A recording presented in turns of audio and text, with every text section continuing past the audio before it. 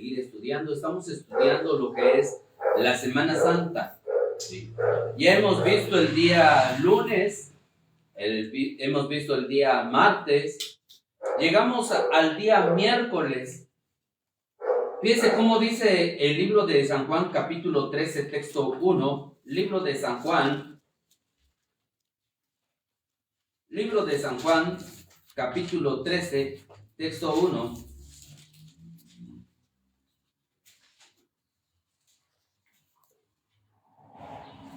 Antes de la fiesta de la Pascua, sabiendo Jesús que su hora había llegado para que pasase de este mundo al Padre, como había amado a los suyos que estaban en el mundo, los amó hasta el fin.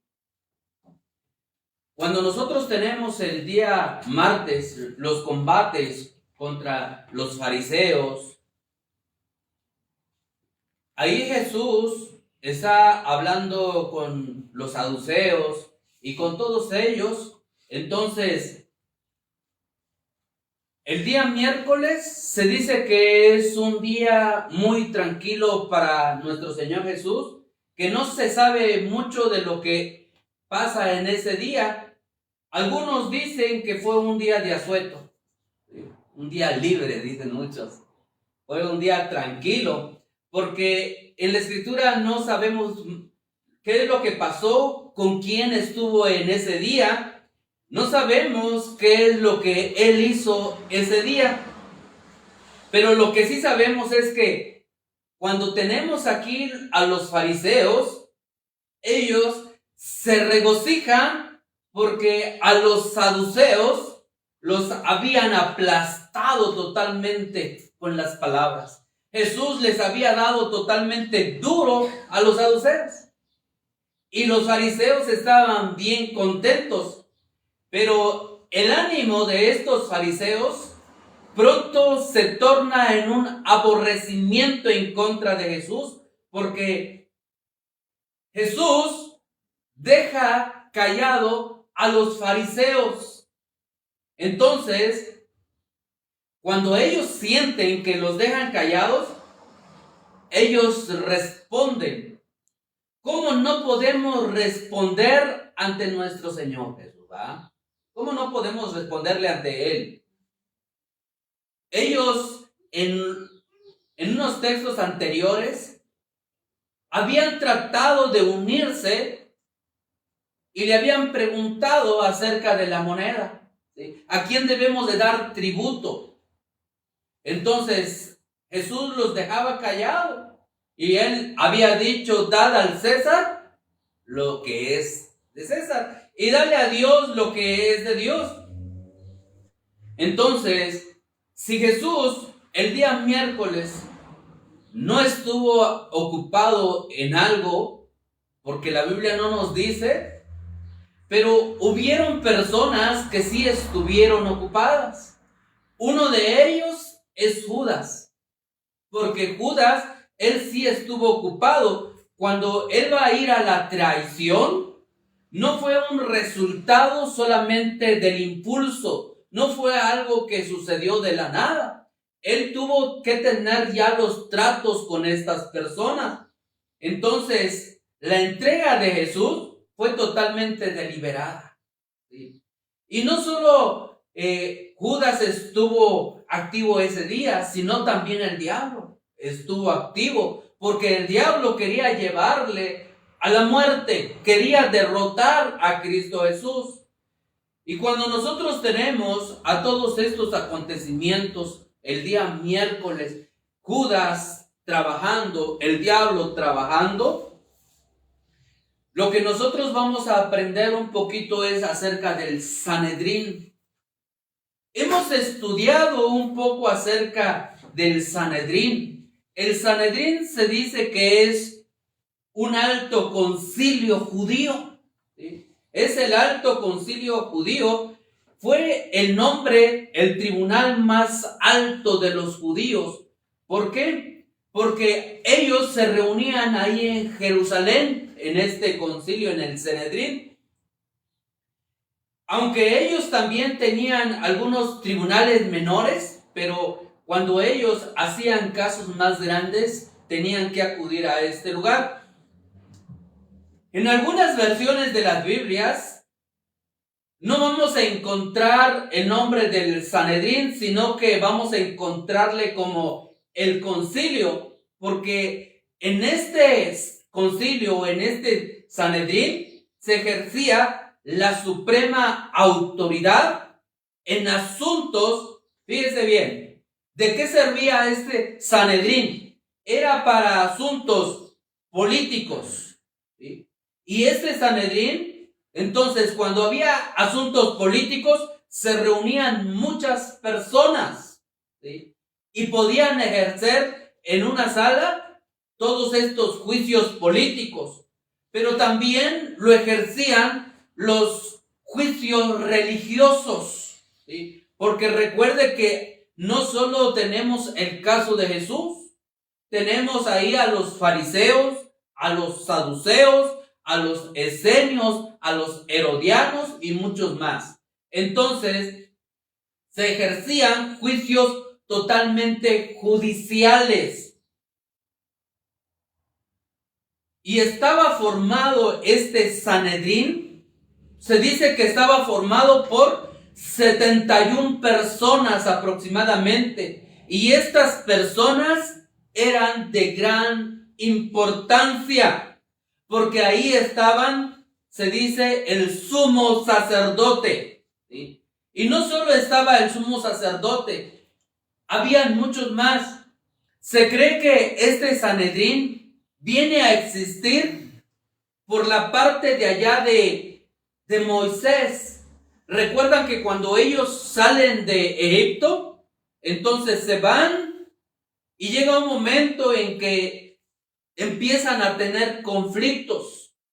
Y tenemos ahí cuando Moisés se sienta en una silla y dice que hasta hacían cola porque venían a él con muchos problemas, ¿sí? Problemas dentro del mismo judaísmo. Y Moisés tenía que ejercer totalmente ese juicio, ¿sí? Entonces, después viene su suegro que se llama, ¿cómo se llama su suegro? Jetro, muy bien. El suegro de Moisés, Jetro, es el que le aconseja, ¿por qué no pones a personas importantes, distinguidas, para que puedan ayudarte? Porque tú no vas a poder solo con este juicio. Vas a desfallecer con todo, porque tú tienes que verlo todo. Entonces él pone a 70 personas quienes le ayuden. Pero Jetro, como es sacerdote de Madián, él muy inteligente, el suegro de Moisés, le dice, estas personas no tienen que dejarse que otra persona le persuada si está mal. ¿Sí? Tienen que ser personas honestas, justas, para que los juicios que ellos lleven a cabo puedan llevarlo con toda sinceridad, honestidad. Y solamente los juicios más delicados te lo van a traer a ti. Entonces Moisés hace caso a eso, y sobre estas 70 personas que se dice que colocan allá, entonces esto es un tipo de lo que viene a ser el Sanedrín. Personas que son colocadas para hacer juicio. Y este Sanedrín entonces tiene ahí a ancianos. ¿Sí? Fíjense bien. En el Sanedrín tiene a los ancianos, a jefes de tribu, de familia. Recuérdense que en las tribus había un anciano principal, a un jefe principal. También tiene a órdenes sacerdotales. Tiene también ahí a escribas. Estos doctores de la ley, muchas veces lo vamos leyendo y dice, estos eran doctores de la ley, eran los escribas. Entonces podemos notar qué tipos de personas hay en el Sanedrín. En el Sanedrín también hay fariseos, y muchos de ellos son los saduceos también los que están metidos ahí. Quiere decir que había gente importante en el Sanedrín, porque recuerden que en el saduceo había personas principales y nobles, ¿sí? También habían escribas, y el que estaba a cargo del Sanedrín se decía que era el sumo sacerdote. Era el que estaba a cargo del Sanedrín. Cuando nosotros estamos leyendo las escrituras, entonces encontramos que en el Sanedrín van a llevarse juicios. Uno de ellos va a ser el juicio de nuestro Señor Jesús, marcado allá en el libro de Marcos, en el capítulo 14, en el texto 53.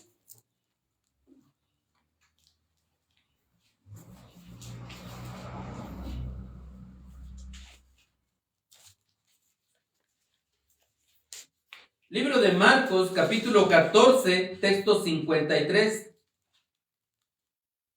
Trajeron pues a Jesús, luego, ¿cómo dice? Al sumo sacerdote. Entonces ya sabemos quién es él y qué función está tomando. ¿Por qué lo traen al sumo sacerdote? Porque él es parte del Sanedrín. Y se reunieron todos, fíjese bien, los principales sacerdotes y los ancianos y los escribas. Entonces, si nosotros ya empezamos a comprender cómo es formado un Sanedrín, entonces cuando nosotros leemos las escrituras, ¡oh, qué fácil! ¿Sí? Porque es que habían ancianos, porque habían fariseos, porque habían saduceos, porque estaba el sumo sacerdote. ¿En dónde estaban? Estaban todos los que representaban al Sanedrín, porque van a enjuiciar a nuestro Señor Jesús, ¿sí? Por el odio que ocasionan estos fariseos, ¿sí? Fíjense, a pesar de que el fariseo, el saduceo, los escribas, los doctores de la ley, todos ellos no se llevaban. ¿Por qué razón? Por los asuntos religiosos. Porque algunos decían, los fariseos son los apartados, y ellos querían hacer las cosas mucho mejor y miraban a los demás con desprecio, diciendo, ellos no hacen las cosas bien. Mientras que otros, los saduceos, ellos llegaban y decían, no, los fariseos están mal, nosotros los saduceos hacemos todo lo que está inclinado a la ley de Moisés, porque los fariseos metían más leyes, ¿sí? Las leyes de los ancianos. Entonces cada uno de los grupos chocaba entre sí. Es como cuando tú platicas con alguien. De repente tú hablas de escritura con alguna persona. Si no hay un crecimiento espiritual, déjame decirte que salen peleando, salen enojados, se enojan, te gritan, te insultan. ¿Por qué? Porque dentro de todos dicen tener la razón. Pero ¿dónde está la verdad entonces? Dice el libro de San Juan 17:17. Tu palabra es verdad, santifícalos en tu verdad. Entonces Jesús trae la verdad, y cuando Él habla de la verdad, muchos se enfadan. Cuando tú hablas con las escrituras y ellos no tienen respuesta alguna, entonces se molestan, se enojan, ¿sí?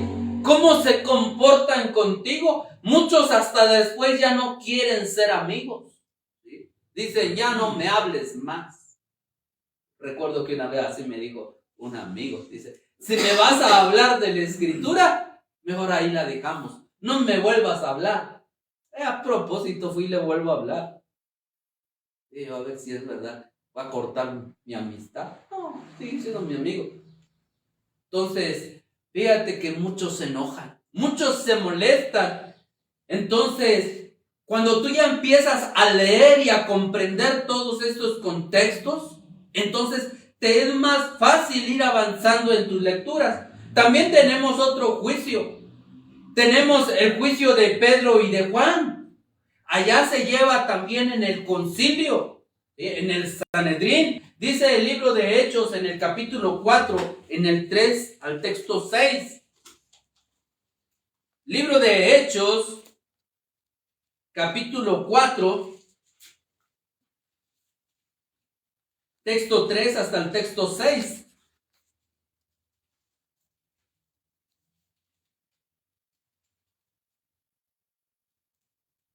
Y les echaron mano y los pusieron en la cárcel hasta el día siguiente, porque era ya tarde. Pero muchos de los que habían oído la palabra creyeron, y el número de los varones era como 5,000. Aconteció al día siguiente que se reunieron en Jerusalén. Fíjense bien, ya habíamos dicho dónde estaba este concilio, en Jerusalén. ¿Quiénes? Los gobernantes, los ancianos y los escribas. Y luego vuelve a decir, y el sumo sacerdote. Y luego ya tienes aquí quién es el sacerdote: Anás y Caifás y Juan y Alejandro y todos los que eran de la familia de los sumos sacerdotes. O sea que se reunían en este concilio, en este Sanedrín, existían muchos sacerdotes.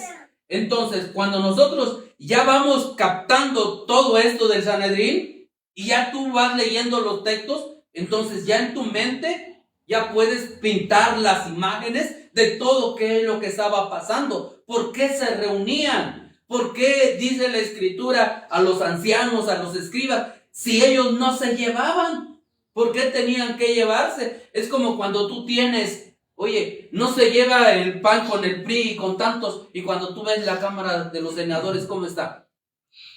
¿Cómo está compuesta? Están unidos, una coalición. ¿Y se llevan? Sí. Pero cuando hablan ya de asuntos del partido, ¿quién va a ser el único? Ya no se llevan bien. Ya hasta ve a vigilar qué plan tiene para ganar la presidencia, ¿sí? No, empiezan a pelearse. ¿No recuerdan en esta vez cómo hasta se fueron a plantar y hasta se fueron a dormir ahí? ¿Sí? Y ahí estaban echándose grilla. Entonces, eso es lo que pasaba. A pesar de que no se lleven en algunas cuestiones, se unen. ¿Sí? Fíjate bien, se unen. Y esto es lo que estaba pasando allá en el Sanedrín. Para cuestiones que tenían que ejercerlo, entonces ahora sí, olvidaban sus diferencias. ¿Sí? Olvidan sus diferencias. Y eso es ante enemigos también pasaba. ¿Sí? Cuando había algún pleito, olvidaban sus diferencias y de repente se hablaban. Entonces, ya podemos captar cómo estaban los juicios. Y no solo tenemos al de Jesús, al de Pedro, al de Juan, también tenemos en el caso de Esteban. Les doy el texto, no lo vamos a leer. Hechos capítulo 6, texto 12, hasta llegar al capítulo 7, hasta el texto 60. ¿Sí? También tenemos al de Pablo, allá en el libro de Hechos, en el capítulo 23, del 1 hasta el texto 10. Entonces, se dice que el Sanedrín no tenía autoridad para dictar algunas sentencias de muerte. ¿Sí? Estas tenían que ser confirmadas por el procurador romano. ¿Sí? Él podía dar esta sentencia de muerte, por lo cual hubo necesidad de recurrir a esta autoridad, o sea, ante Pilato. Por eso, en el caso de Jesús, lo van a llevar a Pilato, ¿sí? Para que él pueda dar esta sentencia totalmente de muerte. Dice allá en el libro de San Juan, en el capítulo 18, en el texto 31, libro de San Juan, capítulo 18, en el texto 31.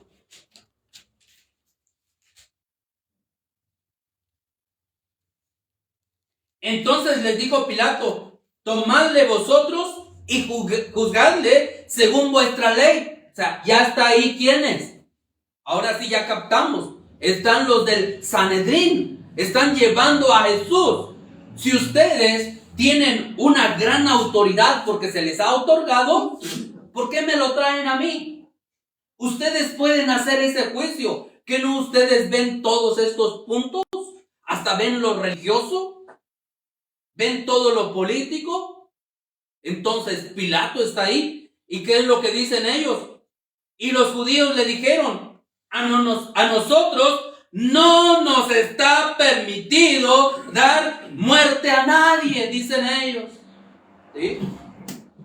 Entonces se la llevaron totalmente a Pilato. Entonces, si nosotros notamos las reuniones que tenía el Sanedrín, era en un sitio allá en el templo. ¿Sí? O sea, todas estas las traía bastantes imágenes para que aprendiéramos. Fíjense, lo tenían totalmente allá en el templo, estaba el lugar donde está el Sanedrín. Pero estas reuniones no lo hacían en días festivos. Tampoco lo hacían de noche, estas reuniones. Pero en este caso, como se trata de Jesús, lo que hacen es hacer una excepción. O sea, para la maldad hay excepciones, dice. Entonces sí, no importa si es de noche, vamos a enjuiciarlo. Porque todos están furiosos con Jesús. Porque Jesús le pegó a todos, hermano. No solo le pegó al fariseo, no solo le pegó al saduceo, no solo le pegó a los escribas, le pegó a todos. Y por eso todos estaban furiosos. Y aunque sea de noche, vamos a enjuiciarlo. Sí, vamos. Se unían. ¿Sí? Entonces por eso se lo llevan totalmente a Jesús. ¿Sí? Entonces, cuando tenemos al Sanedrín, ellos cuando se hacían los juicios, se hacía en un semicírculo. ¿Sí? En este semicírculo habían varios asientos en los cuales habían estudiantes, alumnos. Estos también tenían su asiento allá. Cuando una persona la llevaban y era enjuiciada, ¿quiénes son los que podían apoyarle a esta persona si no tenía los medios? Ahora en nuestro caso se dice, ¿para quién? Para un licenciado. ¿Sí? Si no tiene los recursos económicos, ¿quién puede apoyarle? En nuestro tiempo dice, hay licenciados que están dispuestos a ello. ¿Sí? Entonces, allá habían los alumnos que también se sentaban y que ellos ayudaban a estas personas. ¿Sí? Entonces, al igual que en nuestros tiempos, una persona es llevada a un proceso y cuando no tiene los recursos, le prestan a un licenciado. Él te va a ayudar en tu caso. ¿Sí? Entonces, estos que estaban ahí enfrente, estos alumnos, podían hablar bien de aquella persona y no mal, porque la estaban ayudando. Entonces, la persona que era enjuiciada la ponían totalmente enfrente de ahí del semicírculo, para que fuera enjuiciada. ¿Sí? Entonces, estos del Sanedrín estuvo totalmente ocupado, se dice, el día miércoles. ¿Sí? Porque es probable que se sesionó en secreto. ¿Sí? Es probable que este secreto pudo haber sido el de Judas. Tenemos a alguien que nos va a apoyar. ¿Sí? Entonces, vamos a juntarnos todos, porque vamos a ver cómo es que le vamos a atrapar a este Jesús. ¿Sí? Entonces ya estaban.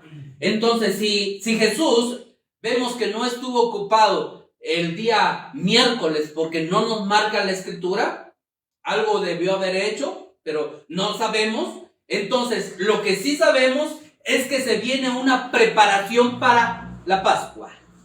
¿Sí? Fíjense bien. Entramos al día jueves. Entramos totalmente al día jueves porque Jesús despierta el día jueves para no volver a dormir. ¿Sí? Porque ha llegado, dice él, leímos el texto, ha llegado la hora. Entonces Jesús va a tomar su marcha hacia la cruz. ¿Sí? Y Jesús estaba totalmente a cargo de toda la situación de lo que iba a pasar. Muchos creían que estaban a cargo de esta situación, y ese es el caso del Sanedrín. Pensaban que estaban a cargo. El diablo pensaba que estaba a cargo de la situación. Ahora sí lo voy a derrotar, ¿sí? Voy a derrotar totalmente a Jesús. Pero Jesús estaba a cargo de la situación porque él mucho antes había orado en el Getsemaní, ¿sí? Que no pase de mí esta copa, o sea, que no se haga mi voluntad. Yo no quiero sufrir, pero dice él que no se haga mi voluntad, Padre, sino que se haga tu voluntad. E iré a sufrir, voy a morir por toda la humanidad, voy a dar mi vida en rescate por toda la humanidad. Y tiene que suceder. O sea que él ya sabía que ya estaba próximo a morir, ya sabía todo lo que iba a pasar. Entonces, dice allá en el libro de Mateo, capítulo 26, texto 17 al 25. Mateo, capítulo 26, texto 17 al 25.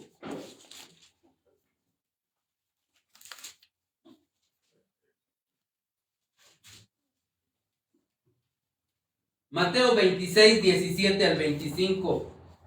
El primer día de la fiesta de los panes sin levadura, vinieron los discípulos a Jesús diciendo: ¿dónde quieres que preparemos para que comamos la Pascua? Y él dijo: id a la ciudad a cierto hombre y decirle: el maestro dice, mi tiempo está cerca. En tu casa celebraré la Pascua con mis discípulos. Los discípulos hicieron como Jesús les mandó y prepararon la Pascua. Cuando llegó la noche, se sentó a la mesa con los 12 y mientras comían dijo: de cierto os digo que uno de vosotros me va a entregar. Y entristecidos en gran manera, comenzó cada uno de ellos a decirle: ¿soy yo, Señor? Entonces él respondió y dijo: el que meta la mano conmigo en el plato, ese me va a entregar. Y a la verdad el Hijo del Hombre va según está escrito de él. Mas ay de aquel hombre por quien el Hijo del Hombre es entregado. Bueno le fuera a ese hombre no haber nacido. Entonces respondiendo Judas, el que le entregaba, dijo: ¿soy yo, maestro? Y le dijo: tú lo has dicho. Cuando nosotros leemos esta escena de la Pascua, a veces decimos: bueno, ¿por qué razón, si todos preguntaron, seré yo, maestro? Y Jesús le dice totalmente quién es el traidor. ¿Por qué no lo descubrieron? ¿Por qué no se dieron cuenta? ¿Sí? Y luego les dice: el que meta conmigo y moje, es él. Y si todos lo vieron, entonces ¿por qué no se dan cuenta? Porque entonces necesitamos entender la cuestión de la Pascua. Cuando nosotros tenemos a esta mesa, hay un pintor que pinta la última cena. Se llama Da Vinci. ¿Va? Él pinta, ¿cómo lo pinta? ¿En línea qué? Recta. Pero se dice que la última cena no fue así, en línea recta, sino que fue así, en una U. ¿Sí? Viene aquí, da la vuelta aquí y vuelve a ponerse así. ¿Sí? Entonces, cuando nosotros tenemos esta mesa así, en forma de U, diríamos entonces, ¿en dónde se sienta el anfitrión? Fíjate, cuando tú vas a comer y te vas a sentar en familia, si es una mesa cuadrada, hay un lugar donde se sienta el padre de familia. Si hay una mesa ovalada, también hay un lugar ya especial donde se va a sentar el padre de familia, dependiendo del tipo de mesa. Y ese siempre es su lugar, ¿sí? Y cuando alguien llega, Bueno, si es invitado y no sabe, le gana su lugar. ¿Sí? A menos que antes se anticipe y le diga, puedes sentarte aquí, y ya se puede sentar en su lugar. Entonces, si Jesús ya había celebrado Pascuas anteriores con ellos, quiere decir que Jesús como anfitrión también tiene su lugar en la mesa. ¿En qué parte se sentaría Jesús en la mesa? Para que las personas no capten ni entiendan qué es lo que está pasando. ¿Se da cuenta? ¿A dónde diríamos que se sentaría Jesús si tenemos una mesa mano Jesús? En medio, frente. ¿Sí? Ok. Mano Cristóbal. Sí, es la mesa, pues en la esquina. En una esquina. Hermano Roberto, ¿dónde sentarías a Jesús? Tenemos así la mesa. En medio. Mano Carlos. En medio, en la parte de abajo de la. En medio. Mano Raúl. Sí, nosotros lo haríamos ahí en medio. Pero Jesús no. Fíjense, lo curioso.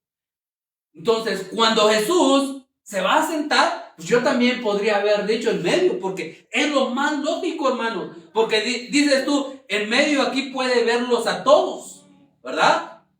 ¿Sí? Y puede estar platicando y escuchándole a todos. Pero Jesús no fue el caso así. Cuando es la última cena, entonces tenemos la mesa así, en el segundo de la orilla. ¿Sí?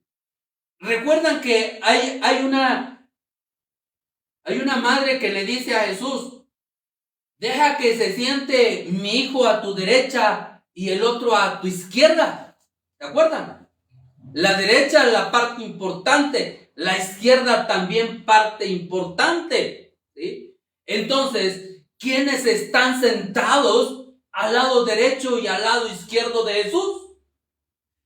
Si nosotros tenemos ahí ya a los 12 apóstoles, ¿a quién sentaríamos a la diestra? Hermano Jesús. Hermano Víctor. A Juan, excelente, porque es el amado, es el que dice que se recuesta ¿en dónde? Su hombro. Y cuando la escritura te habla que se recuesta en el hombro, ¿lo hace también en la cena? Sí. Bueno, por eso la importancia nosotros de ver los contextos, cómo es que celebraban ellos la cena, porque entonces quiere decir que la mesa de ellos no es como nuestras mesas. ¿Sí? Recuerdo si hemos visto las fotos de los triclinios. ¿No? ¿Sí? Sí lo hemos visto, ¿verdad? Son mesas bajitas, ¿sí? Donde tú te tienes que sentar, pero ya hasta con cojines, sentadito, y la mesa no es tan alta, es bajita.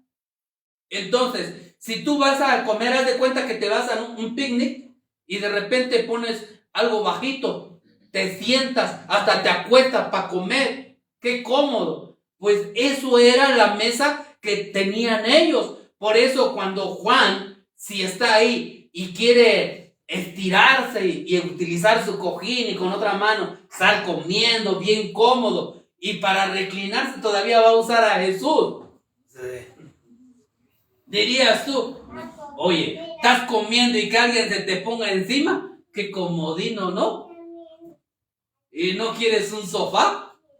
Pero allá en el caso de Jesús todavía es más tranquilo, ¿no? Porque es su discípulo, ¿qué? Consentido, decían muchos. ¿Sí? Es el consentido, mira cómo se recuesta en él.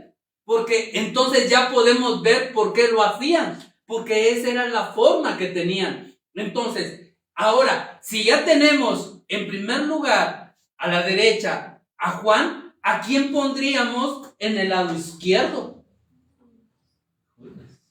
Excelente, hermano. Fíjate, los dos más importantes al lado de Jesús. Ahora, ¿por qué Judas está sentado a su izquierda? ¿Ah? Entonces, cuando están platicando, hay otra más que tú lees en los evangelios, hay un apóstol que habla y le dice a Juan, Juan, pregúntale quién es el traidor. ¿Sí? A pesar de que cada uno de ellos dice, ¿seré yo, Señor? Le hace, Juan, pregúntale quién es el traidor. Entonces, ¿dónde está sentado Pedro? ¿Enfrente de quién? Excelente. Tenemos aquí, hacia el otro costado enfrente, está Pedro. No molestes. Déjame que yo me recueste con Jesús. Estoy comiendo a gusto. No, pero es importante. Todos están preguntando quién es el traidor. Pregúntale. Es que en la mesa, fíjate, yo no sé cuántos han convivido así, de que cuando se hace un gran festejo, colocas un platillo principal y muchos platillos más, muchos bocadillos, y que cada quien se sirva lo que guste. Entonces, en la mesa encuentras montonal de platillos y cada uno va sirviéndose. Entonces, cuando tenemos esta parte aquí, Pedro, al estar enfrente de ellos, le va a preguntar, ¿sí? Y es probable que por eso no entienden los demás, porque aquel está recostado. Jesús, ¿quién es el traidor? El que moje conmigo aquí, el que meta conmigo el pan. ¿Sí? Y luego cuando le dice el traidor, ¿seré yo, Señor? Tú lo has dicho.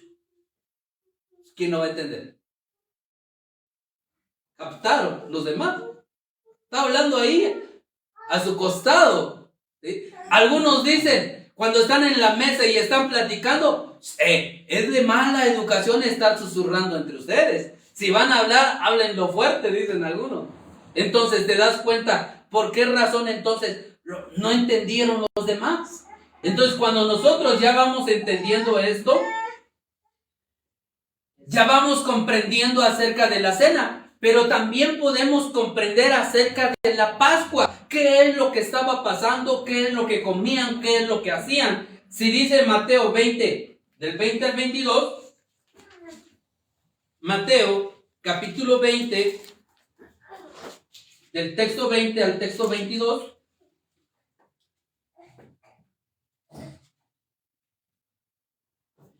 entonces se le acercó la madre de los hijos de Zebedeo con sus hijos, postrándose ante él pidiendo algo. Él le dijo, ¿qué quieres? Ella le dijo, ordena que en tu reino se sienten estos dos hijos míos, el uno a tu derecha y el otro a tu izquierda. Entonces Jesús respondiendo dijo, no sabéis lo que pedís, podéis beber del vaso que yo he de beber y ser bautizado con el bautismo con que yo soy bautizado. Y ellos le dijeron, ¿podemos?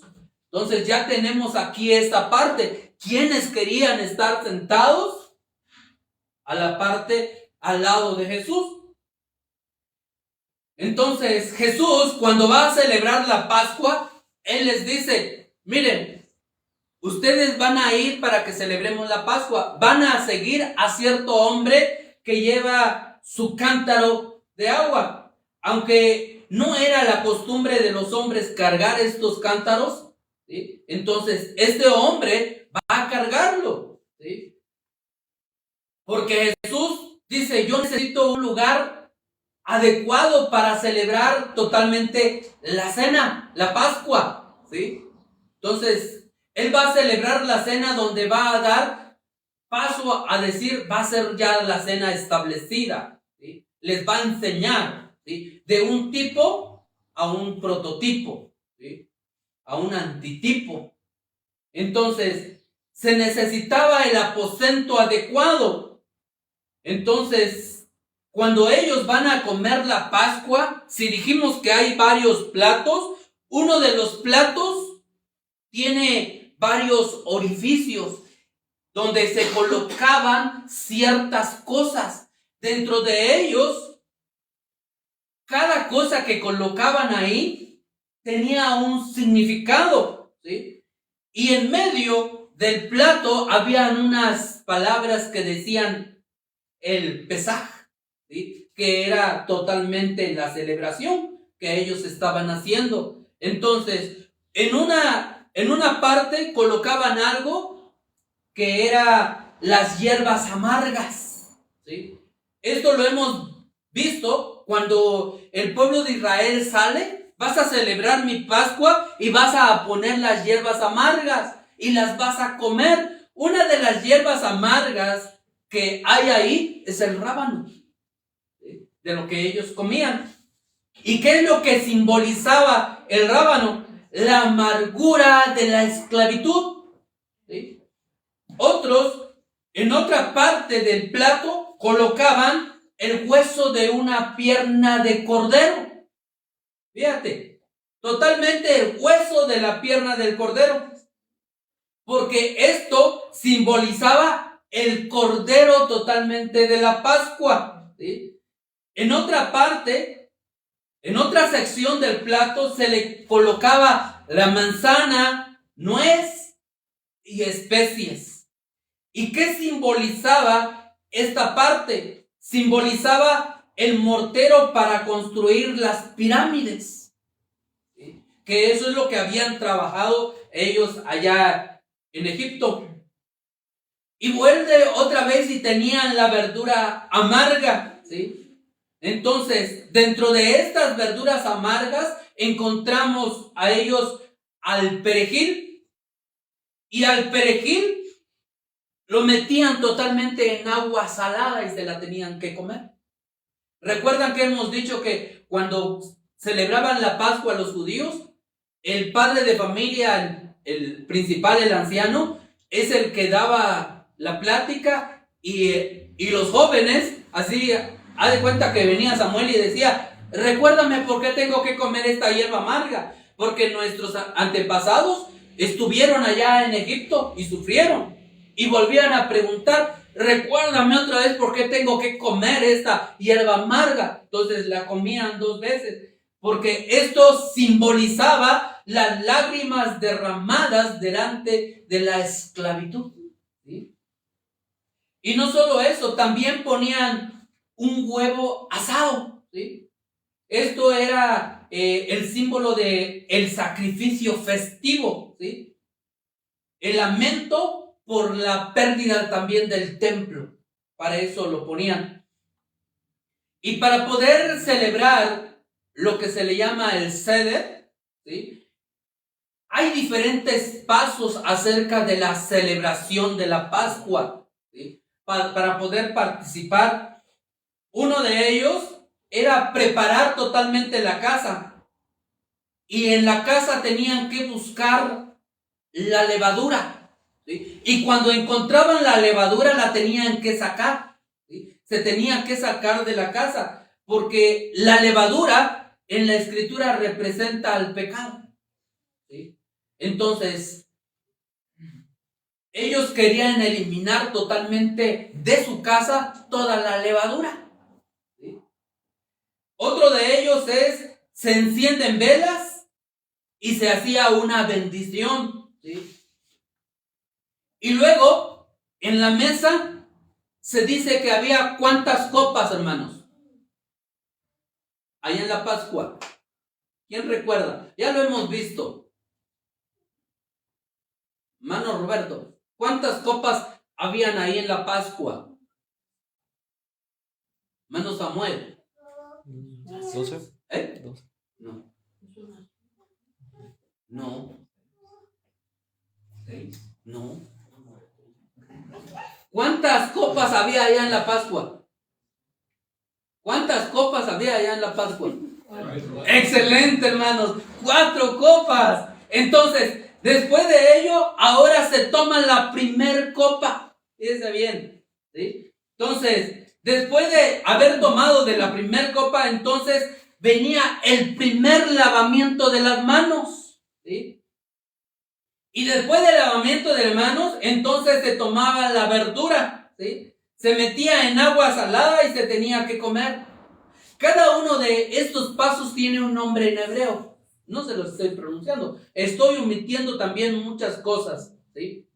Ahorita solo para que vayamos captando. O sea, traía todas estas diapositivas para que ustedes las fueran comprendiendo. Eran bastantes diapositivas para ir captando todo esto. Entonces, después de ello, ya hemos visto en diapositivas anteriores lo que es el matzah. ¿Se acuerdan? ¿Sí se acuerdan qué es el matzah? ¿Sí? Un pan. Ese pan también se va a quebrar en medio, ¿sí? Y ahora se parte y se esconde la mitad, ¿sí? El anciano, el que está al frente de todos, él es el que agarraba, quebraba el matzah y ahora iba y lo escondía en diferentes lugares, ¿sí? ¿Por qué razón? Porque va a llegar el momento donde le va a decir a los jóvenes, Víctor, Samuel, y así a todos los jóvenes, vayan y busquen el matzah, ¿sí?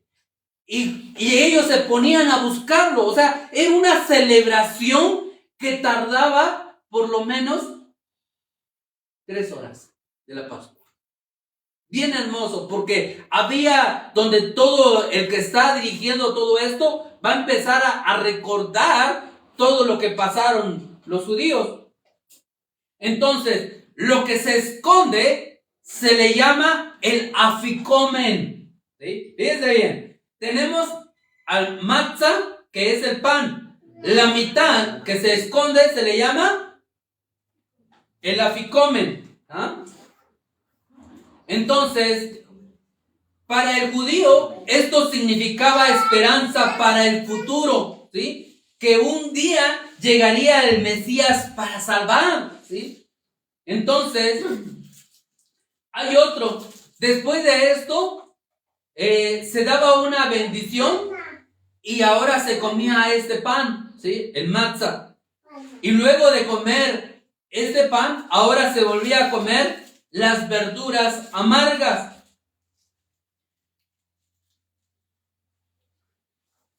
Y cuando llegaba este momento, preguntaban los jóvenes, ¿por qué es diferente esta noche que todas las noches?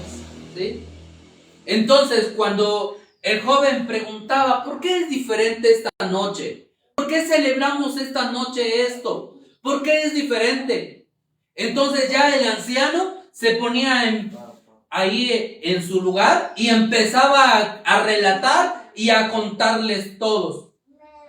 Después de ello venía un segundo lavamiento de manos y se hacía totalmente otra bendición. Después de ello se tomaba la tercer copa, ¿sí? Entonces, cuando ellos tomaban la tercer copa, es cuando se dice en la escritura que Cristo tomó esa copa y es cuando Él dice, esto es mi sangre, y luego se cantaba un himno, ¿sí? Entonces, hemos dicho que hay himnos en los salmos, de los cánticos, se le llama de los cánticos graduales, que es del Salmos capítulo 113 hasta el capítulo 118. Entonces, vamos a ir terminando. Me falta mucho más, pero vamos a ir terminando aquí, donde Jesús quería comer la Pascua con los judíos. Vamos a recordar allá en Lucas capítulo 14, en Lucas capítulo 22, texto 14 hasta el texto 16. Fíjense. Libro de Lucas capítulo 22, texto 14 al texto 16. Cuando era la hora, se sentó a la mesa y con él los apóstoles y les dijo, ¿cuánto he deseado comer con vosotros esta Pascua antes que padezca? O sea, ¿por qué hizo Jesús esto? Porque quería comer la Pascua. Porque os digo que no la comeré más hasta que se cumpla en el reino de Dios. Y fíjense, si nosotros tomáramos este texto para celebrar la cena del Señor, fíjense ahora la diferencia. Y habiendo tomado la copa, o sea, ¿qué diferencia? ¿Qué es lo que comemos primero? ¿Qué es lo que tomamos? Pan. Y aquí, ¿qué es lo primero que dice? Y habiendo tomado la copa, dio gracias y dijo: tomad esto y repartidlo entre vosotros, porque os digo que no beberé más del fruto de la vid hasta que el reino de Dios venga. Luego dice el 19, y tomando el pan dio gracias y lo partió y les dio diciendo: esto es mi cuerpo que por vosotros es dado, haced esto en memoria de mí. ¿Cómo cambia la situación de la celebración de la cena? Primero, ¿cuál? La copa, y luego el pan. ¿Pero por qué? Porque ahora entonces ya entendemos lo que estaba pasando en la Pascua. Aquí Jesús tomó, ¿qué? La tercera copa, ¿sí? Donde Él está enseñando. Y después dice el 20, y de igual manera, después de que hubo cenado, ahora otra vez dice, tomó la copa diciendo: esta copa es el nuevo pacto en mi sangre, porque que por vosotros es derramada, ¿sí? Ahora ya da inicio a lo que es la cena del Señor. Entonces el orden es primero el pan y luego la copa, ¿sí? Entonces por eso la importancia de poder ver los contextos, las historias, qué es lo que estaba pasando, porque si no conocemos todo ello, entonces pregúntale a alguien y le hablas de Lucas y te va a decir: entonces, ¿qué tenemos que hacer? 2 veces copa. ¿Sí? Pero si ya sabes que en la Pascua había no solo 2 copas, sino que había, ¿qué? 4 copas, ¿sí? Y todo lo que nosotros vimos, y todo esto viene en términos hebreos, ¿sí? Palabras hebreas, cada acontecimiento. Entonces nosotros ya podemos entender que Jesús deja establecida la cena del Señor y que nosotros lo hacemos en memoria, recordándole a Él y esperando su segunda venida. Y el orden es primero el pan y luego el jugo de uva. Por eso queda establecido en primer libro de Corintios, capítulo 11, en el texto 23. ¿Aprendimos algo? ¿Ah? Excelente. Vamos a pasar a la cena del Señor, hermanos. Dios les bendiga.